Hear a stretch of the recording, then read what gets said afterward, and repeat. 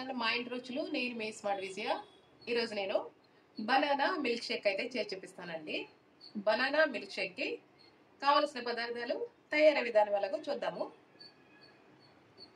ముందుగా అరటిపళ్ళు తీసుకుని తొక్క తీసేసుకుని మిక్సీలో అయితే వేసుకుందామండి. అరటి పళ్ళని ఇలా వేసుకున్న తర్వాత ఖర్జూరం గింజలు లేకుండా ఇలా తీసి పెట్టుకుని వేసుకోవాలండి. కొద్దిగా తేనె, కాచి చల్లార్చిన పాలండి, అన్నీ ఇలా వేసేసుకున్న తర్వాత మనం మిక్సీ పట్టేసుకుందాం. చూసారు కదండి, మిక్సీ పట్టుకున్న తర్వాత అయితే మనకి ఇలా ఉంటుంది. చాలా సింపుల్ అండి.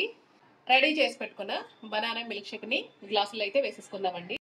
చూసారు కదండి, ఇది ఒక 1 అవర్ అయితే ఫ్రిడ్జ్లో పెట్టుకుని ఇలా గ్లాసులో వేసుకున్న తర్వాత మధ్య మధ్యలో ఐస్ క్యూబ్స్ వేసుకుని చివరిగా డ్రై ఫ్రూట్స్ అయితే గార్నిష్ చేసుకుందామండి. చాలా సింపుల్ అండి, చాలా simple and tasty healthy banana milk shake అయితే రెడీ అయిపోయింది. ఈ రెసిపీ నచ్చినట్లయితే లైక్ చేయండి, షేర్ చేయండి. మీరు కూడా ట్రై చేసి ఎలా వచ్చిందో నాకు కామెంట్ చేయండి. నా ఛానల్ని ఫస్ట్ టైం చూసినట్లయితే సబ్స్క్రైబ్ చేసుకోండి friends. Thanks for watching. Bye అండి.